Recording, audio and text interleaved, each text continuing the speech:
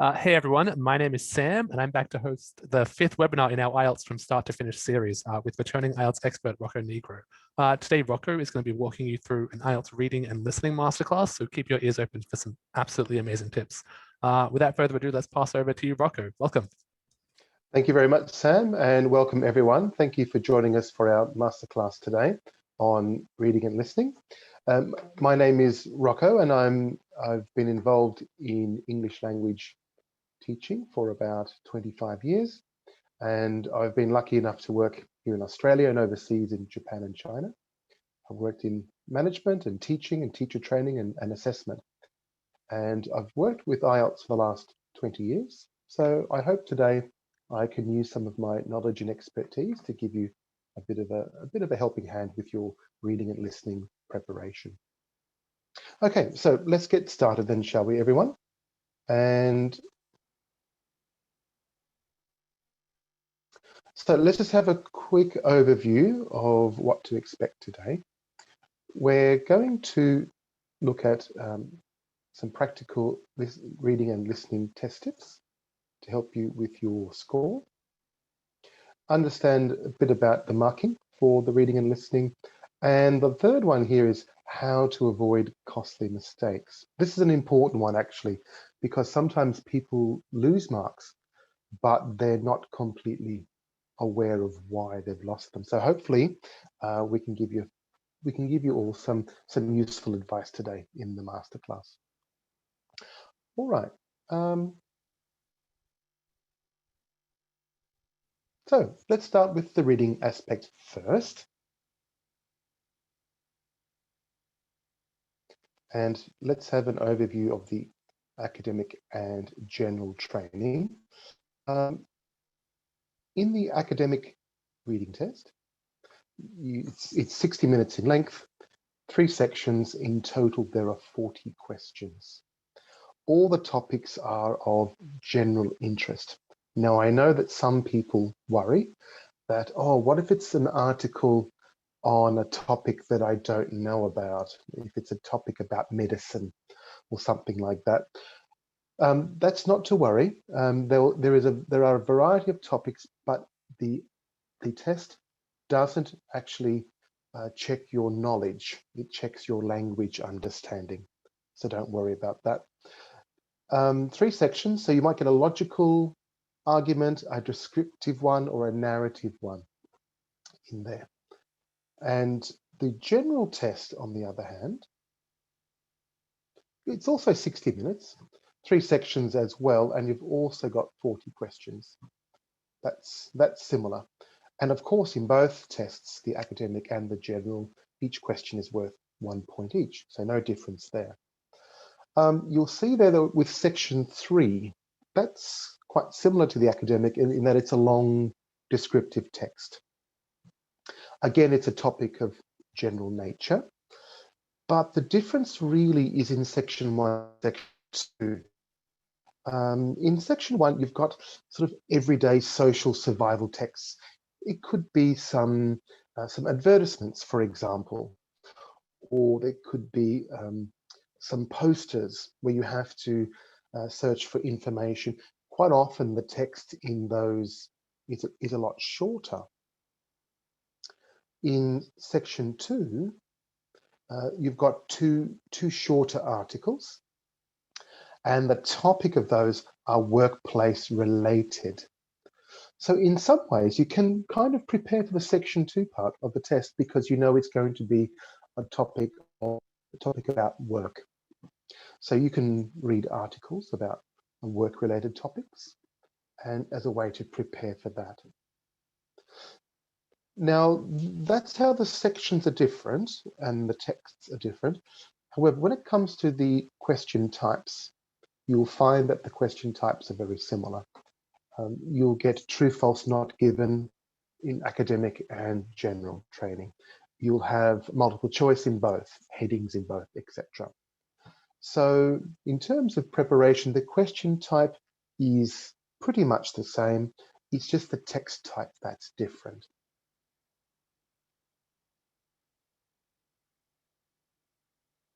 Well, before we go any further, I'd just like to get an idea about your own reading. So how often do you read something serious? I mean, like read a text message, something serious like a newspaper article or magazine article. Do you do that every day? Maybe 2 or 3 times a week, once a week, or rarely at all? Can I just get a bit of feedback from everyone? Can you tell me what kind of habits you have? You can be honest, it doesn't matter. Let's have a look. Oh, good. A few people have told me. Oh, wow, lots of responses there. A few rarelies. A few people doing 2 to 4 times a week. Interesting. Thank you, everybody. That's all good. I could see that a lot of people do it maybe 2 or 3 times a week or once a week. It's a very common kind of response. I was sort of hoping for a few more responses here, something to do every day. Now, remember that doing IELTS practice tests, that is handy and it's very useful. However, you need to complement that with other kinds of reading practice. Test practice, yes, fine, but mix it with other kinds of reading. And you'll see here it's mentioned magazine and newspaper article, because in fact, the IELTS reading tests, the actual texts are based on newspaper and magazine articles. So it's very handy to get used to reading that type of article. Doing it every day is great. It's hard to keep motivated like that, I know, especially when people have commitments like work and family and so on. But as a habit, try to be a bit regular and consistent. So maybe every day or 2 or 3 times a week is being consistent with your reading practice. Well, all right. Let's have a think about, oops, hang on a second.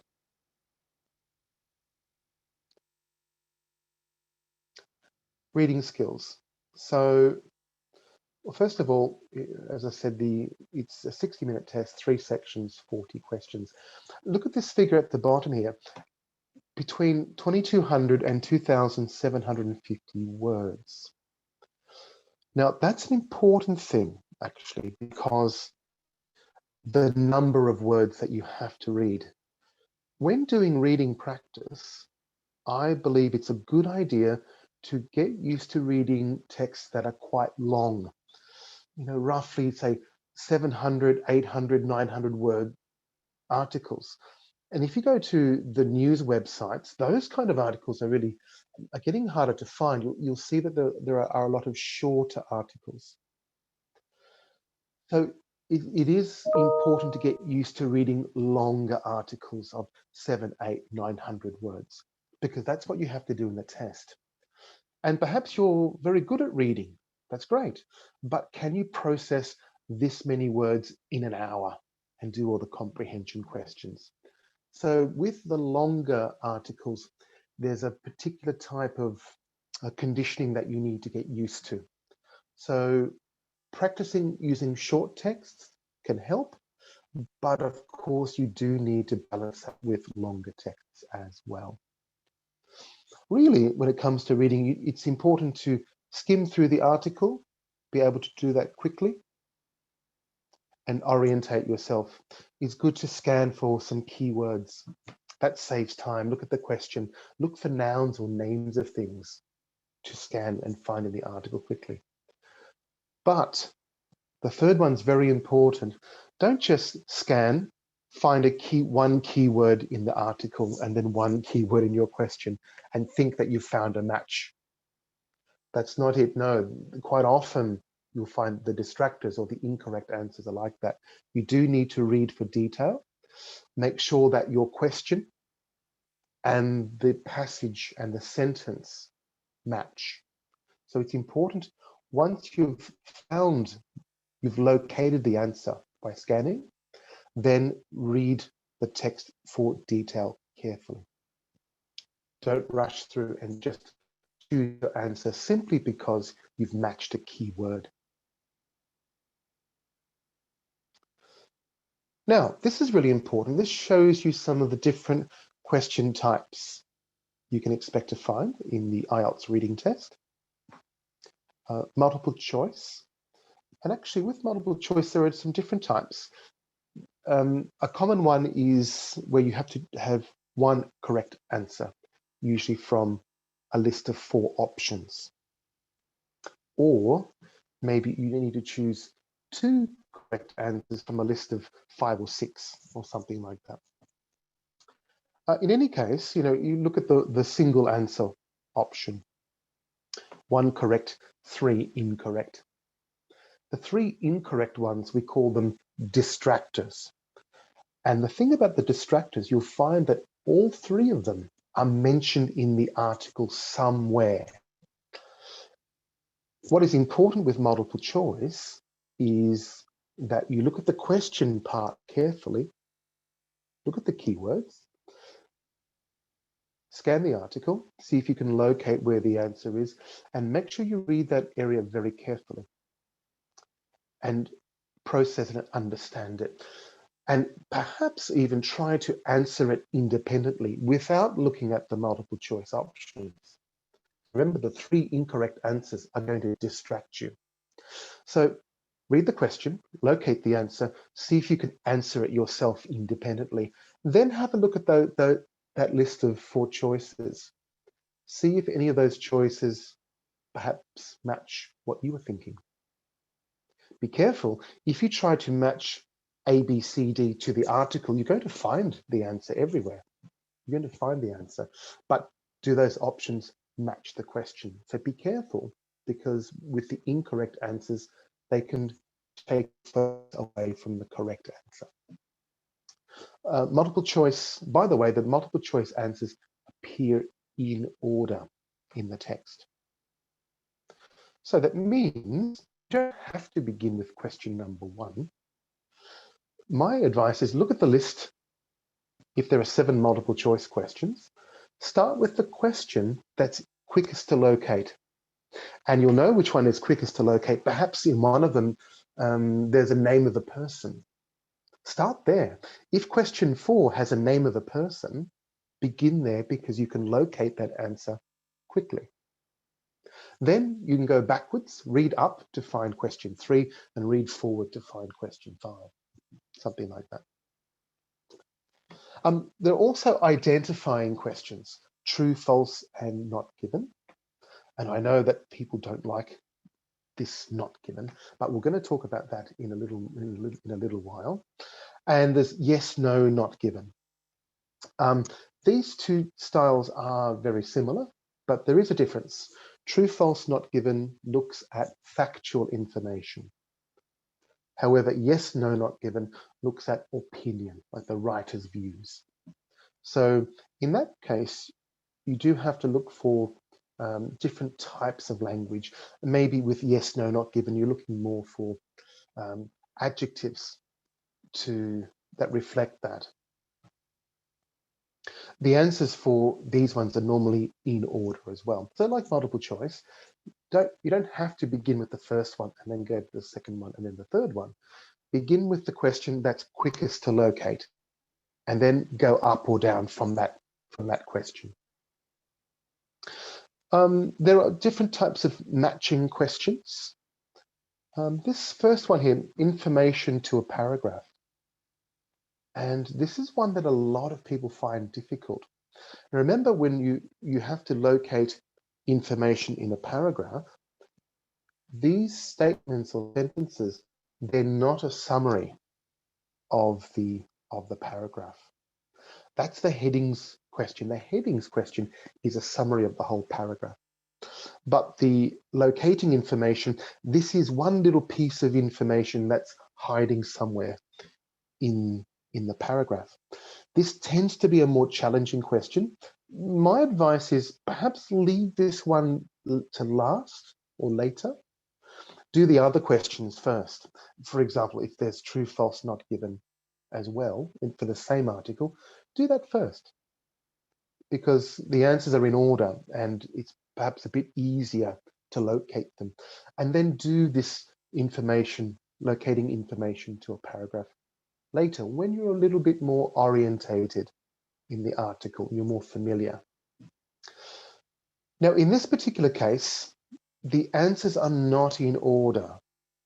So rather than doing this one question by question, my advice is do this question paragraph by paragraph. And what I mean is go to paragraph A and read paragraph A first, not the questions. Read paragraph A first. After you read paragraph A, have a look at that list. Is anything on that list mentioned in paragraph A? Yes? No? Then move on to the paragraph B and repeat. I recommend doing it this way because your search area is quite small. You're only looking in one paragraph. If you're doing this one question by question, you're in fact scanning the whole article to find this one answer. That's a wider search area. Now, the same thing with headings. Do this one paragraph by paragraph. Read the paragraph first and look at that list of headings. You may notice, though, that they will offer you more headings than paragraphs. So there are a few extra ones quite often. My advice with this one is perhaps as an initial step, rather than debating what the answer could be initially, maybe just make a list of all the potential answers very quickly. Don't spend a lot of time. Read the paragraph carefully, look at that list of headings, and quickly note down how many possibilities there are. There could be just 1, 2, 3, 4, maybe. And do that for all the paragraphs. And then maybe at the end, with all the duplications, then eliminate them. If you've used option 4 on 3 occasions, for 3 separate paragraphs, then you can compare them and you can think, maybe option 4, I think, is a better fit for paragraph C. So rather than spending all that time debating what is the correct answer, as an initial step, just put all the possibilities. Other kind of things you have to match, you've got sentence endings. Perhaps you've got the half a sentence and then the other half is missing, and they quite often multiple choice.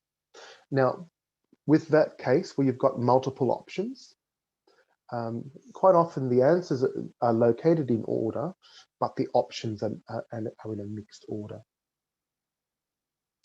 Then you've got completion exercises like sentence completion. Maybe you have to write 1, 2, or 3 words, or even a number as well. Be very careful with sentence completion. It's important to have the right grammar. It means you need to include the article, the, or an, include the preposition. And also be careful with sentence completion, because if the answer is a noun and you're allowed, say, 2 or 3 words in your answer, maybe there is an adjective in there as well. So that adjective provides further definition. So think about that. If there's an adjective and noun collocation or combination, that could be handy as well. Oh, but by the way, just make sure there's no duplication with this one. If the question uses the word big, but in the article it uses the word large, don't write down large because there's a duplication there. Completing a summary is a very common question. Quite often the answers are in order, but by the way, you've got 2 types of summary. One where you have to get the words directly from the article, and another one where they provide you the options in a box. In that case, you have to write down the correct letter. And also labeling a diagram is another common thing, but that could be in a mixed order. Short answer questions are in order as well. These are ones that ask who, what, where, when, why, that kind of thing. So be very careful of the type of answer that you need to find for that one. It's a person that you're looking for. Where, it's a location. So just be mindful of the type of answer in that one. All right, so let's have a closer look at true, false, and not given. Now, this is a sample article. It's not a full article. It's just the first few paragraphs. And on the left-hand side, you've got your questions. Now, with this particular task, my advice is to begin with, don't look at not given. My advice is use not given as your last option, not as your first option. It's always your last option. Just remove it temporarily and only use not given if you need it. Which means your first focus is whether it's true or false. And that's a lot easier to work out as a first step. True, it's the same as this, or false, it's the opposite or different to this. Now, when we look at the sentences, let's look at sentence number 1. I think there are 2 types of keyword when it comes to, and by the way, this is the same strategy for yes, no, not given. In the sentences, I think there are 2 types of word. One word, a keyword, is to locate the answer. But another kind of keyword helps you decide the answer, whether it's true or false or not given. So quick question, go to the chat box if you can, everyone. Look at sentence number 1. There's probably one word in here that will help me locate the answer in the article. Which word do you think in sentence number 1 would help me find the location of the answer? Oh, we've got a few votes already. Good. A couple more. Okay, great. Let's see what everyone thinks. A lot of people put descended. Descended doesn't help me find the answer. Aboriginal Australia. Well, true, but the whole article is about Aboriginal Australians. So that's going to be not as helpful. But I see a lot of people have put Africa. Yes, Africa is the key word to help me find the location of the answer. And there's a tip.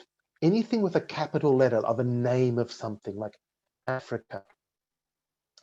And if you scan the article, oh, here, I found the word Africa in this paragraph here, in the first paragraph. So I'm guessing the location of question number 1 is somewhere in the first paragraph. Great. Now, once you've located it, go back to the sentence and then think about another word that can help you decide the answer. Now, remember I said, forget not given for a moment, only use not given as a last option. Let's think true or false. And in this particular case, it's a good idea to think about words that we can make opposite. True, it's the same. False, it's the opposite or different. Quite often, those words are things like adjectives, adverbs, or maybe just verbs. It can be prepositions or proportion words. So have a look at sentence number 1. Let's have one more vote in the chat box. For me, there's one word that will help me decide the answer, whether it's true or false. What's your view, everyone? Have a quick type. There's one word for me that would, 1 or 2, that would decide the answer for me. I've got a few people have voted. Let's see what we say. Descended. Yes, fantastic. Good, because this is the key word. So true or false, same or opposite or different. True, descended from Africa. False, descended from somewhere else. Well done. Let's have a look now at the second one. Oh yeah, sorry. That's the key sentence there. And the first one, yes, a lot of people said true. So well done. That's true. Because Now, you'll notice something. They didn't mention the word descended, did they? So what they're going to do, they're going to paraphrase those sort of keywords. And I think a few people mentioned that before in the chat box. I think a few people mentioned the synonym, yeah, ventured, good, was used to replace descended. Fantastic. So synonyms are very, very important, not just in the reading, in the listening as well. Synonyms, synonyms, synonyms. So finding those particular synonyms, yes. Looking at question 2, so again, when we look at location, and maybe the number might catch your eye. So it could be 80,000. Ancestors, maybe they mention ancestors somewhere, but the key word here is, we want to know, this time it's the verb. When did they settle? Did they settle 80,000 years ago, or did they settle another time? When did they settle? That's the key word. In this case, it's the verb. So, a few people have given me their vote. False. Well done, everybody. Everyone's saying false. Fantastic. Great. Yes, it was in fact 50,000 because, now again, settled in Australia, they didn't use the word settled, did they? Did you see the synonym? Yeah, good, fantastic, arrived. Well done, guys. Because they arrived in a single migration, 50,000. They didn't settle 80, they settled at 50,000 years ago. Good work. Let's have, it's false. In the third one, they do mention the world. Interesting. In this case, I don't think it's the verb that's the most important word. Remember, looking for true, the same, false, something we can invert or change or make opposite. And what do you think, guys? Key word for number 3. What's a word we can flip and make opposite? What's everyone saying? Diverse. Good. Not just diverse. Genetically diverse is important, and not just that. Even the word most genetically diverse. I would say the word most is the most important word. Either they're the most genetically diverse, or they're the least, or perhaps they're the most true, second most false. Let's have a look. The evidence for this one. Now, this is question 3. The answer is not up. These answers are in order, so you can go down, down, down, go to the next below that one. Talks about greater genetic diversity. So it mentions genetically diverse, but they compare the east and the west of Australia. But here it says the most in the world. We do know about east and west of Australia, and they compare with Siberia and North America. Do they mention, is it the most in the world?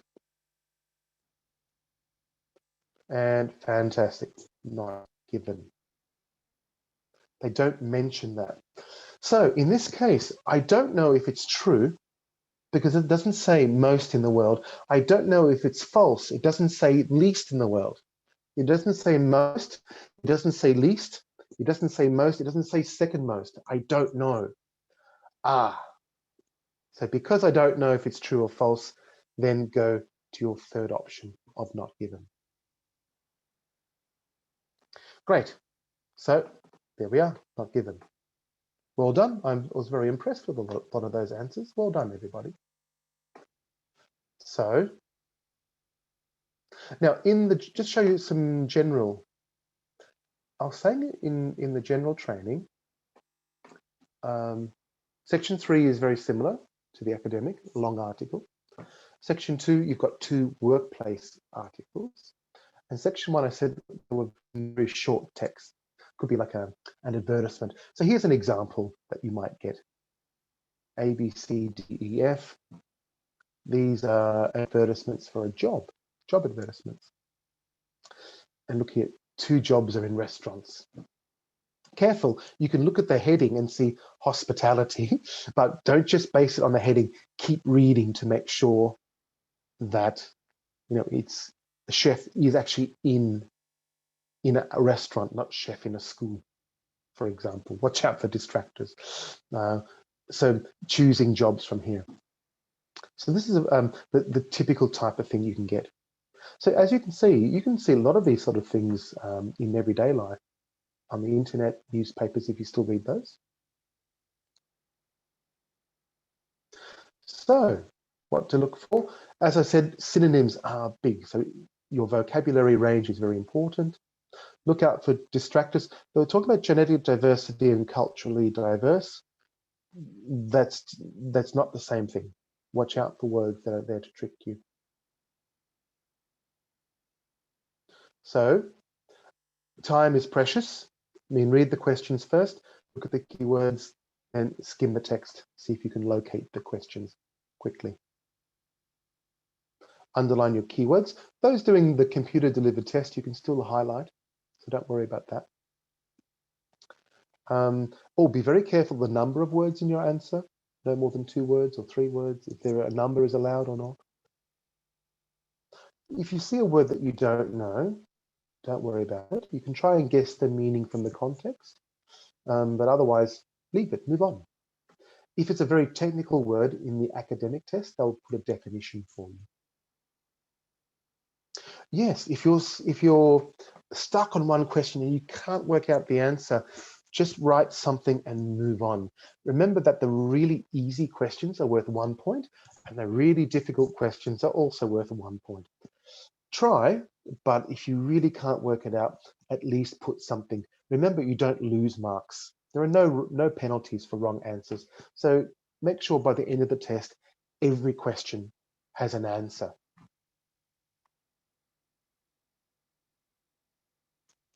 All right, let's spend a little bit of time now on the listening test.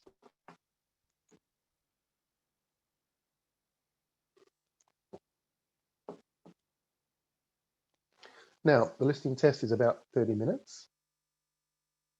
There are 4 sections and 40 questions.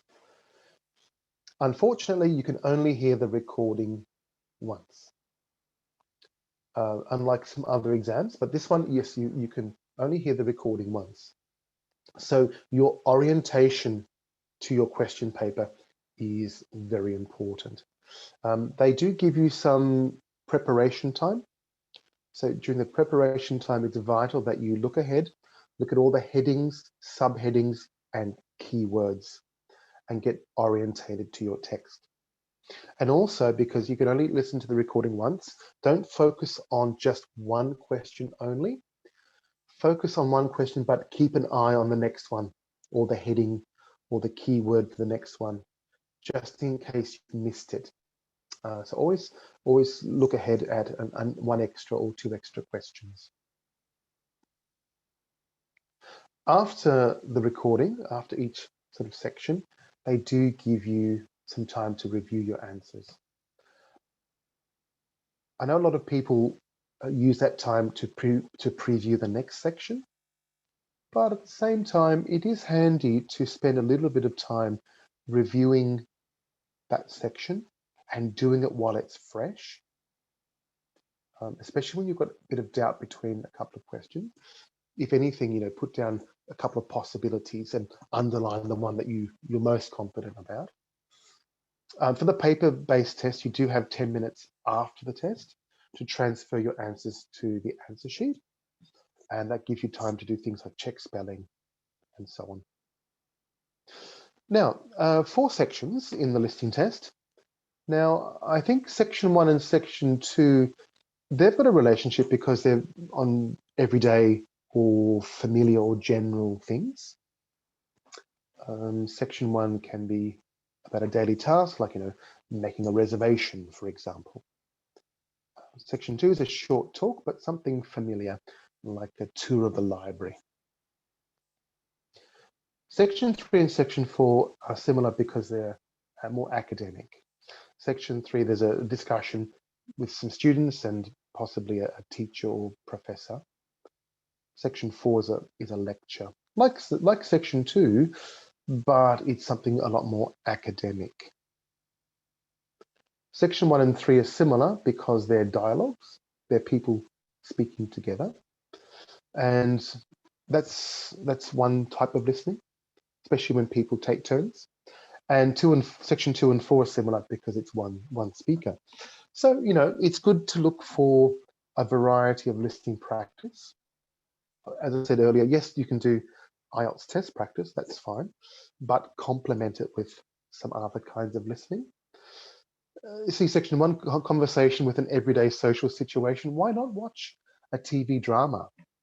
That covers a lot of those sort of everyday situations. You know, a lecture, listen to TED Talks. You've got a speaker there talking for a decent amount of time. And this is the thing, like the lecture is about 5, 6, 7 minutes. That's a long time to concentrate just on one speaker. At least in Section 1, where there's 2 speakers, you know, you've got that break in the dialogue. But Section 4 is a bit challenging because it's one speaker consistently. There's no break. Section 1 and Section 2, they give you breaks between halfway through, so you can pause and get your ideas. But Section 4, it's continuously 6, 7, 8 minutes. So you need that kind of listening fitness, if you like, being able to concentrate for that length of time. Watching, you know, perhaps news bulletins or panel shows where they discuss issues is a good idea. That way, you know, if you get that kind of discussion, like a current affairs discussion, is great for Section 3 because people have to listen. They listen and maybe they accept another person's view or reject their view. Very similar to what people do in Section 3.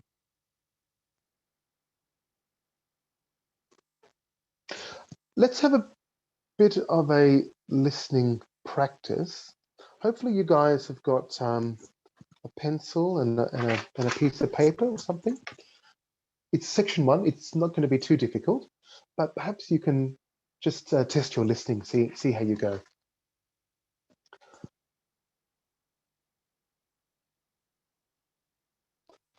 This is a Section 1, as I said, and this is, look at this keyword here, booking form. This is an example of an everyday social situation, making a reservation. But in your preview time, always have a look at the keywords, date and time. It doesn't mention AM or PM here, so that's one thing to consider. If PM or AM is already mentioned, don't write it in your answer because it's already mentioned. So watch out for that kind of duplication. And you can see here it's a date, so be careful with things like dates, spelling, ordinal numbers, you know, like you could write, if it's the answer is 23rd of March, so you could put 23rd of March, or 23RD, not ST, be careful, that kind of thing. So you know the type of answer you're looking for, numbers. And you think, well, look at question 6. That's a number. Well, I know English numbers, they're pretty easy. But what you'll find quite often, they might give like a credit card number or a telephone number. These numbers tend to be quite long. So some people struggle with processing a long list of numbers. So watch out for that. Quite often it's common for there to be an error, not just in number, maybe in the spelling of a person's name. And remember also that you're going to hear distractors in your answers. There could be a spelling mistake, or the numbers are mixed up, or when it comes to the type of booking, perhaps, or the type of seat. Maybe there are 2 or 3 options. So you have to listen out for negatives like not or isn't or don't. I thought, but that kind of thing. So it's not always the first answer you hear. That first answer could be like a distractor. And also look for synonyms. Book, like with the reading, maybe it's reserve or something like that. Okay, so let's have a listen and see how you go. See if you can get, this is not a full section 1, it's only 8 questions, by the way. See if you can get 8 out of 8. That's a little challenge for you. Ready?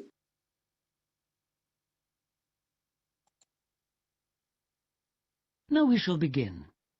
You should answer the questions as you listen, because you will not hear the recording a second time. Listen carefully and answer questions 1 to 4. Hello, Theatre Royal Plymouth? Oh, hello. I'd like to make a booking, please. Yes. What is it you want to see? The Imposter. Right. And which day did you want to come? Friday the 25th. Just a moment and I'll check availability on the computer. Oh, sorry, we're fully booked for that performance. Oh, dear. What about the following day, then? The 26th? Yes, that's okay. We've got 2 performances on that day, one at 3:30 and one at 7. Which would you prefer? Oh, the later one, please. How many people? Well, there are 4 of us. Are there any concessions? Any children? Oh, I'm not sure. My daughters are 15 and 12. Do they get concessions? Only the 12-year-old, I'm afraid.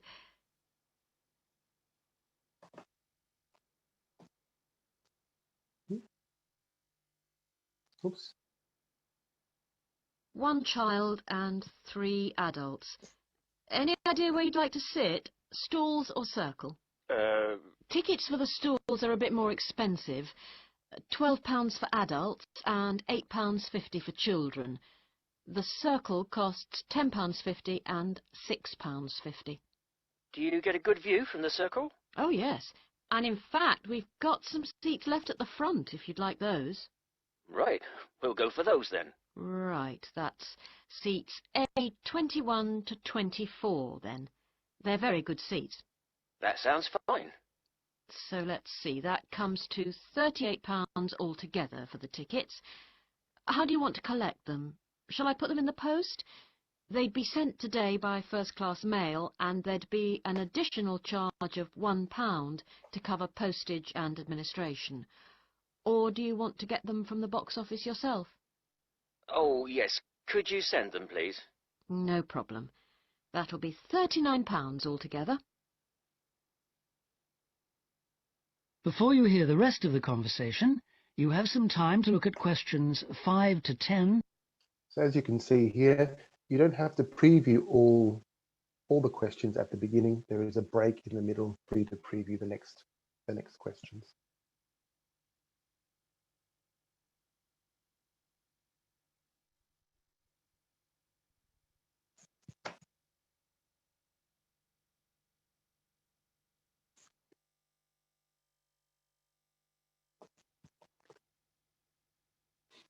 Now listen and answer questions 5 to 10. Could I just take your card details? What kind of card is it? Visa? Switch? Mastercard. Okay. And the number? It's 3290 5876 4401 2899. 2899. Okay. And the name on the card, please? It's Mr. J. Whitten. WHITTON. N for never or M for mother? N for never. Thank you. And now I've nearly finished, but I just need your address and postcode. Yes, it's 42 South Street, Okay. Is that Plymouth? London. And the postcode? It's SW2 5GE. That's fine then. The ticket should be with you tomorrow. Is there anything else I can do for you? Yes, I was wondering if I could get regular information about what's on. Certainly. I can just add your name to our mailing list. Would that be okay? That would be very good. Yes, please. Oh, and there is something else, sorry. One of our group is hard of hearing, and I've heard that you can supply special headphones. That's right. As long as you tell us in advance, we can always do that. I'll book those for you now, and you can just collect them from the box office before the show. Thanks very much for your help. No problem. Thank you for calling. Thank you. Bye. That is the end of section 1. Okay, then they'll give you half a minute to check your answers as well. All right, let's see how you went. The date, the 26th. So as you can see there was a distractor. They did talk about one other date, but that wasn't available. So I went with Saturday, the 26th. The time, again, there were 2 options, and he preferred the later time of 7 p.m. The circle, again, 2 options. So there was a distractor in each case. And the row number, seat and row number, 821 to 824. The type, again, the person receiving the booking suggested 2 types of payment, but the person who was calling actually offered a third one. So then there were 3 possibilities. Mastercard. This was the number. As you can see, each number by itself is easy enough, but could you actually process all of them? So watch out for things like that, being able to process that amount of information. That's similar to the idea in section 4 about being able to process that many words as well. Written, if it's an unusual thing like a name, they will spell it for you. And there was clarification. End for never, headphones. And by the way, spelling is very important in the IELTS listening test. If you wrote headphones as 2 words, it would be incorrect. If you wrote headphone without the S, that would be incorrect as well. If you put headphones with a hyphen, that would also be incorrect. So the spelling is very important. Now remember, if a word has a hyphen in the middle, like the word good looking has a hyphen, that's counted as 1 word, not 2. All right, so let's look at some just general advice for the listening. Use your time beforehand to read the questions and see the topics. Don't forget the major heading at the top as well, and all the subheadings. That'll give you some idea of what to expect in terms of your topic. Highlight your keywords. That helps you focus. Synonyms, of course, look out for those. Now the answers, the questions are in order. So that's one thing that's great to know. But just when it comes to the questions perhaps where there are multiple options, the multiple options are not in order, but the question itself is in order. Watch the word limit, same as the reading. If it says no more than 2 words, make sure 2 words is your maximum. Be careful for extra words that are already in the question. Don't put paraphrases of those. Intonation is important, especially I think in section 3, because people have to agree and disagree and things like that. Even in the other sections, when people say, well, I was expecting this, but in fact, something else happened. There is intonation to indicate meaning, but particularly for the later 2 sections. So, what can we tell you about our Masterclass? Make the most of every opportunity to use your English. Anything you can do it in English, as much as you can in English. Set targets for your preparation, and it's great if you have a target like I want to get band 7 or band 8. That's great, but make sure you've got some smaller and shorter targets. They're really important. That way you can feel like you're progressing and you're getting somewhere. Make sure you're clear about the academic or general training. You know, are you trying to enter a university course? Is it for professional registration perhaps? Or is it for migration? Understand the scoring, how you gain or lose points. And of course, doing IELTS preparation is great, or IELTS test practice is great, but you need to balance that with other kinds of English and practice to complement that. If you want to score like 7, and many people do, remember that's a lot of training. It's thousands of hours of actually using the language. There's no shortcut to a band 7. You know, take a long-term approach and a realistic approach. Remember, anything you do in English helps you. Push yourself every day, everywhere. Anything you can do it in English. A few things here for you to think about. We've got IELTS.idp.com. Have a look there for some resources. On Facebook as well, we've got IELTS Essentials, and on Instagram, IELTS Essentials. Great source of information there. IELTS by IDP, you can pick up some idioms and practical tips. Here, some good articles for you, and of course on YouTube as well. Use those resources. They come from a lot of IELTS experts, and very helpful advice. Just so you know, guys, there is another seminar on the 3rd of June. It's common IELTS mistakes to avoid. So book that one. That's a great one, actually, that one.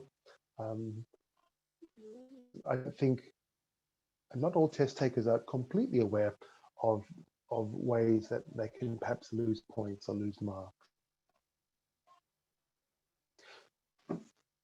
All right, so that's it for me. Thank you very much, everyone. But I do have some time available now to answer any questions that you may have. Yeah, excellent webinar, Rocco. It feels like a little bit of a bonus study that people get to read the webinar slides and then listen to you present it. I feel like that's a little bit of reading and listening right there. Are you ready for questions? I am, Sam. Let's go. Amazing. Question 1, they say, "Good morning, sir. I want to know the secret to scoring highly in the IELTS listening." Do you have any secrets? Well, the first one is practice. That's important. But you do need to do a lot of practice. And I think practice, not just audio only, you do need to do a lot of practice where there's audio and video. It's important that you do listening practice where you can see the speaker's face. Because you need to look at that kind of movement, facial movement, that picks up, you can pick up things like stress and intonation that way. Doing a variety of listening, not just IELTS test practice, but a variety, listening to a lot of different things, commercials, news, lectures, like TED Talks and so on. The greater the variety, the better. And also one more tip is organize your listening according to themes and topics. So don't just choose your favorite topic. Let's say if you love sport, that's good. Or if you're a health professional, that's good. But you need to vary your topics so you become familiar with them. And anything you can get a transcript for is handy. Sometimes these podcasts or news podcasts come with a transcript. So after you've listened to it, let's say 2, 3, 4 times, have a look at the transcript and see if there's things that you've missed. And if there are words that are unfamiliar, maybe you can try and guess the meaning of them and then analyze them with the transcript. So there are a few tips to score highly. Those are some good secrets, I think, Rocco. I saw someone in the Zoom chat ask for sources, and I think we always say our website, which is IELTS.idp.com, is probably the best source of material for official IDP IELTS material that'll yes, actually, Sam, really help you boost your score. All of that has been written by IELTS experts. Amazing. I love it. Question 2, during the test, which is better, answering the questions while reading the passage or finishing the passage and then coming back to answer questions? Okay. It really basically depends on the person, but I do know that some people like to read the passage first and become orientated. That can work. Some people feel a bit stressed because they feel like, oh, I'm losing time. For some people, it does work because they get much better orientated. So you may feel like you're losing time to begin with, but you catch up later because you're able to pinpoint the location of the answers. But if you're a slow reader and you struggle to do that, then maybe read the questions first, highlight the keywords and scan them in the article. Sweet. Good answer. Thank you. Question 3. If the instructions say no more than 3 words and I answer with 1 or 2 words, will it be marked as incorrect? No, because it says no more than 3 words. So that's the maximum. You can use, the minimum is allowed. You may only need 1 word. Good answer. Do they ever try, like, is it often less than 3 words? They ask you for no more than 3 words? Do you find? Sometimes it's 1 word only, sometimes it's 2, sometimes it's 3, sometimes it's 2 words and or a number, or 3 words and or a number. There is a variety. So it's so important to keep an eye on that. I agree. Question 4. Do you have any newspaper, magazine, or book recommendations that people should use to practice for their IELTS? Now, in terms of news, well, you can go to the internet and a website, like a news website like Google, and search for a variety of topics, which is great. The only issue is a lot of the articles now you find are a bit short. So trying to find, when you do your searching for news articles, try to use not tabloid type, but more broadsheet type of news.